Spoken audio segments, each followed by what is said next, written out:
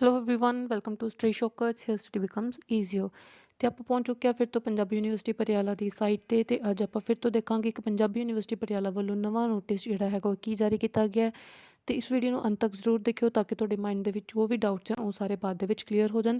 ਤੇ ਮੇਰੀ ਇਹੀ ਗੁਜ਼ਾਰਿਸ਼ ਹੈ ਕਿ ਪਲੀਜ਼ ਇਸ ਵੀਡੀਓ ਨੂੰ ਅੰਤ ਤੱਕ ਤੇ ਧਿਆਨ ਨਾਲ ਜ਼ਰੂਰ ਸੁਣੋ ਤਾਂ ਕਿ ਇਸ ਵੀਡੀਓ ਨੂੰ ਸੁਣਨ ਤੋਂ ਬਾਅਦ ਤੁਹਾਡੇ ਮਾਈਂਡ 'ਚ ਕੋਈ ਵੀ ਡਾਊਟ ਜਿਹੜਾ ਹੈ ਉਹ ਨਾ ਰਹਿ ਜਾਵੇ। ਇਸ ਚੈਨਲ ਤੇ ਪਹਿਲੀ ਵਾਰ ਵਿਜ਼ਿਟ ਕੀਤਾ ਹੈ ਤਾਂ ਪਲੀਜ਼ ਇਸ ਚੈਨਲ ਨੂੰ ਸਬਸਕ੍ਰਾਈਬ ਕਰ ਲਵੋ। ਤੇ ਦੇਖਦੇ ਹਾਂ ਜੀ ਅੱਜ ਕੀ ਨਵਾਂ ਨੋਟਿਸ ਜਿਹੜਾ ਪੰਜਾਬੀ ਯੂਨੀਵਰਸਿਟੀ ਪਟਿਆਲਾ ਵੱਲੋਂ ਜਾਰੀ ਕੀਤਾ ਗਿਆ ਹੈ।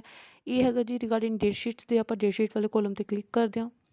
ਡੇਟ ਸ਼ੀਟ 'ਤੇ ਕਲਿੱਕ ਕਰਨ ਤੋਂ ਬਾਅਦ ਆਪਣੇ ਪਾਸ ਇਹ ਵਾਲੀ ਡੇਟ ਸ਼ੀਟ ਜਿਹੜੀਆਂ ਹੈਗੀਆਂ ਉਹ ਓਪਨ ਹੋ ਜਾਂਦੀਆਂ ਨੇ। ਜਿਵੇਂ ਆਪਾਂ ਦੇਖ ਸਕਦੇ ਹਾਂ ਪਹਿਲੇ ਨੰਬਰ 'ਤੇ ਆਪਣੇ ਕੋਲ ਪਈ ਹੈ MBA ਰੈਗੂਲਰ ਸਮੈਸਟਰ 3rd। ਕਿਉਂਕਿ ਇੱਥੇ ਮੈਂਸ਼ਨ ਹੈ ਰੈਗੂਲਰ, ਦੈਟ ਮੀਨਸ ਇਹ ਰੈਗੂਲਰ ਦੇ ਸਟੂਡੈਂਟਸ ਵਾਸਤੇ ਹੀ ਹੈ।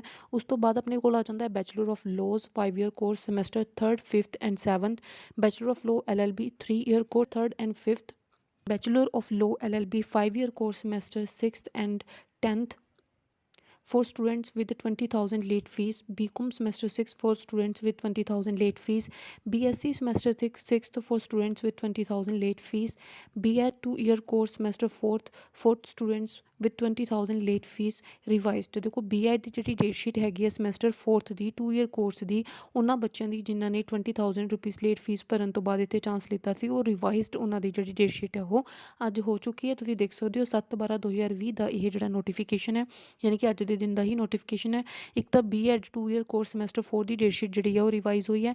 ਨਾਲ ਹੀ BA ਸਮੈਸਟਰ 6th ਵਾਲੇ ਸਟੂਡੈਂਟਸ ਜਿਹੜੇ four students with 20,000 rupees late fees ਜਿਹੜੇ ਹੈਗੇ ਆ ਉਹਨਾਂ ਦੀ ਡੇਟ ਸ਼ੀਟ ਵੀ ਇੱਥੇ ਰਿਵਾਈਜ਼ ਹੋਈ ਹੈ। ਤੇ ਇਹ ਸੀਗੀਆਂ ਜੀ ਡੇਟ ਸ਼ੀਟ ਜਿਹੜੀ 7 ਦਸੰਬਰ 2020 ਨੂੰ ਜਿਹੜੀ ਜਾਰੀ ਕੀਤੀ ਗਈਆਂ ਸੀ। ਇੱਥੇ ਇੱਕ ਚੀਜ਼ ਮੈਂ ਹੋਰ ਕਲੀਅਰ ਕਰ ਦੇਵਾਂ, ਕਾਫੀ ਸਟੂਡੈਂਟਸ ਪੁੱਛ ਰਹੇ ਸੀਗੇ ਕਿ ਜਿਹੜੀ ਰੈਗੂਲਰ ਵਾਲੀ ਡੇਟ ਸ਼ੀਟ ਆਈ ਹੈ ਉੱਥੇ ਹੀ ਕੀ ਉਹ ਵਾਲੀ ਡੇਟ ਸ਼ੀਟ ਰੀਪੇਅਰ ਵਾਲੇ ਸਟੂਡੈਂਟਸ ਦੀ ਵੀ ਹੈ। ਤਾਂ ਮੈਂ ਤੁਹਾਨੂੰ ਦੱਸ ਦੇਵਾਂ, ਜਿਵੇਂ ਫੋਰ ਐਗਜ਼ਾਮਪਲ ਇੱਥੇ BSc ਜੋ ਹੈ BSc ਜਿੱਥੇ ਤਾਂ ਸਿਰਫ ਲਿਖਿਆ ਹੋਇਆ ਰੈਗੂਲਰ ਸਟੂਡੈਂਟਸ ਲਈ ਉਹ ਸਿਰਫ ਰੈਗੂਲਰ ਸਟੂਡੈਂਟਸ ਦੀ ਹੀ ਡੇਟ ਸ਼ੀਟ ਹੈ। ਅਤੇ ਜਿੱਥੇ ਲਿਖਿਆ ਹੋਇਆ BSc semester 6 for students with 20,000 rupees late fee, ਤਾਂ ਇਸ 'ਤੇ ਜਿਵੇਂ ਤੁਸੀਂ ਆਪਾਂ ਕਲਿੱਕ ਕਰਕੇ ਦੇਖਦੇ ਹਾਂ ਤਾਂ ਦੇਖੋ ਜਿਵੇਂ ਇੱਥੇ ਤੁਸੀਂ ਦੇਖ ਸਕਦੇ ਹੋ ਇੱਥੇ ਇਹਨਾਂ ਨੇ ਸਪੈਸ਼ਲ ਮੈਂਸ਼ਨ ਕੀਤਾ ਕਿ ਰੀਪੇਅਰ ਸਪੈਸ਼ਲ ਚਾਂਸ ਦੇ ਵਿਦਿਆਰਥੀ ਵੀ ਇਸੇ ਡੇਟ ਸ਼ੀਟ ਚਲੰਤ ਸਿਲੇਬਸ ਅਨੁਸਾਰ ਪਰਚੇ ਦੇਣਗੇ। ਤਾਂ ਜਿੱਥੇ ਸਪੈਸ਼ਲ ਮੈਂਸ਼ਨ ਹੈ ਕਿ ਇਹ ਰੀਪੇਅਰ ਵਾਲੇ ਬੱਚਿਆਂ ਦੀ ਹੈ ਉੱਥੇ ਹੀ ਰੀਪੇਅਰ ਵਾਲੇ ਬੱਚਿਆਂ ਦੀ ਡੇਟ ਸ਼ੀਟ ਮੰਨੀ ਜਾਏਗੀ। ਜਿੱਥੇ ਕੇਵਲ ਲਿਖਿਆ ਹੋਇਆ ਹੈ ਕਿ ਕੇਵਲ ਰੈਗੂਲਰ ਵਾਲੇ ਵਿਦਿਆਰਥੀਆਂ ਲਈ ਇਹ ਡੇਟ ਸ਼ੀਟ ਹੈ ਉਹ ਕੇਵਲ ਰੈਗੂਲਰ ਵਾਲੇ ਸਟੂਡੈਂਟਸ ਦੀ ਹੀ ਡੇਟ ਸ਼ੀਟ ਹੋਵੇਗੀ।